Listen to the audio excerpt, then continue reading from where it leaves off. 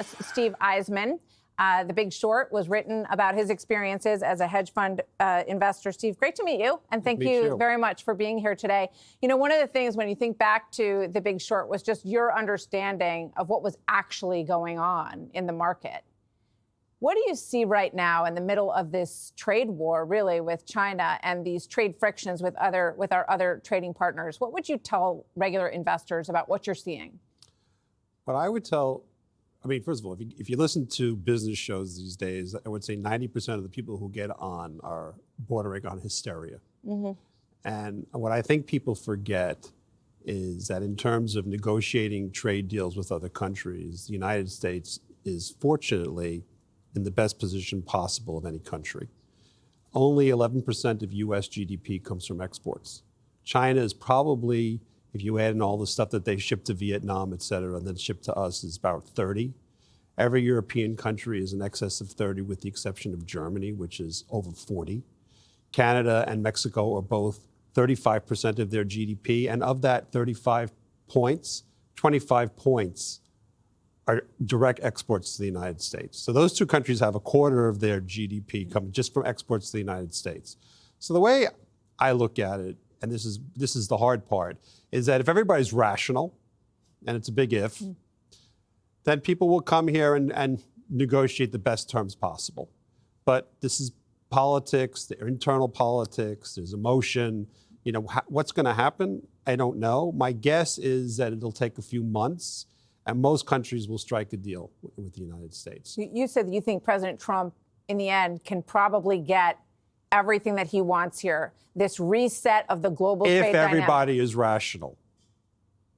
That's the thing. I mean, for example, right now in Canada, they're having an election. Yep. The politicians are sounding very belligerent. Yes. Now, the reason probably why they're sounding very belligerent is nobody's going to get elected in Canada by saying, I'm going to go to President Trump and beg. That doesn't work very well. Afterwards, they may come and beg. And then again, maybe they won't. So like I said, if everybody's rational, President Trump should get most of what he wants. Do you think that we are in a full-blown, it almost seems like a silly question, given what's going on with China, are we in a full-blown trade war with China right now? Oh, 100% for sure, right now. And what does that lead to? What changes in terms, because for a long time we heard from President Obama, President Biden, China, they're not going to eat our lunch. And Obama was talking about protecting the American worker and we got to look out for them. But none of it really happened. When you look at the dynamic. It's much worse than that. Go ahead. You know, if you go back to the 90s, President Clinton sold NAFTA and letting China into the global economy. He made two arguments. His first argument was that it was going to improve GDP, and his second argument was that it was going to create jobs. And he was 100% right about the former, and he was 10,000% wrong about the latter. I mean, I make a lot of speeches all over the country, and so I've been to places that normally I wouldn't have been. And you go through these towns, these people didn't just lose their jobs. Their communities got obliterated. And the shame on us as a country. We didn't help any of these people. We didn't retrain them. We said, listen, go learn how to code. And they didn't learn how to code. So, you can like President Trump, you can dislike President Trump. The two things that I would say that are positive is, number one, he's trying to right a terrible wrong.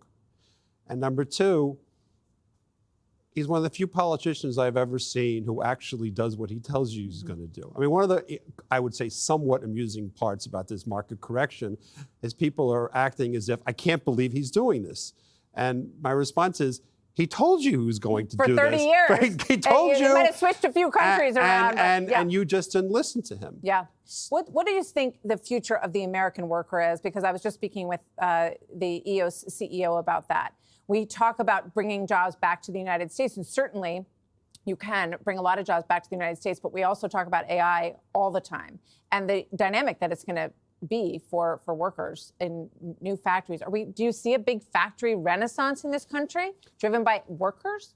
Well, what I do see is, I think one thing that's going to get proposed and maybe pass in whatever tax bill is eventually passed in the next month or so is you build a factory in the United States, you get to write off 100% of it. That's a pretty big incentive to build factories in the United States. Definitely. Now, people ask me, do you think T-shirts are coming back? And my response is, listen, this is very complicated. It's going to take years. You don't build a factory overnight. It takes a year, 2 years to do it. Which jobs are going to come back? How many jobs are going to come back? That I can't answer. I just think that there will be a lot more manufacturing done in the United States. In what form? How much is robots? How much is not? That I don't know. The market, Dow's at 40,290 right now. It was at 41.9 the day before all of this was announced. So it's roughly where it was. Yeah, but people are exhausted. So I mean, the volatility, I would say volatility is here to stay for the next few months. What the market will be in the next 2 months, tell me how the negotiations go. I'll tell you which direction the market's going to go. Yeah, but I can't handicap that. I think they would love to nail down a couple of deals so that they can basically say we have a deal with this country and that country, and hopefully that will provide. The only thing I know, by the way, is I have a friend who runs a hotel in D.C., and he's told me that he's talked to all the other managers of the hotels, and they're all filled with people from other countries seeking to negotiate with the United States. It's a good week for them. Right. Good week for the hotels. Good week for the hotels in D.C. Steve Eisman, thank you very much. The new podcast is called The Eisman Playbook. So check that out. Thanks for being here. We'll see you again soon. Thank you very much, Steve. Hey, Sean Hannity here. Hey, click here to subscribe to Fox News YouTube page and catch our hottest interviews and most compelling analysis. You will not get it anywhere else.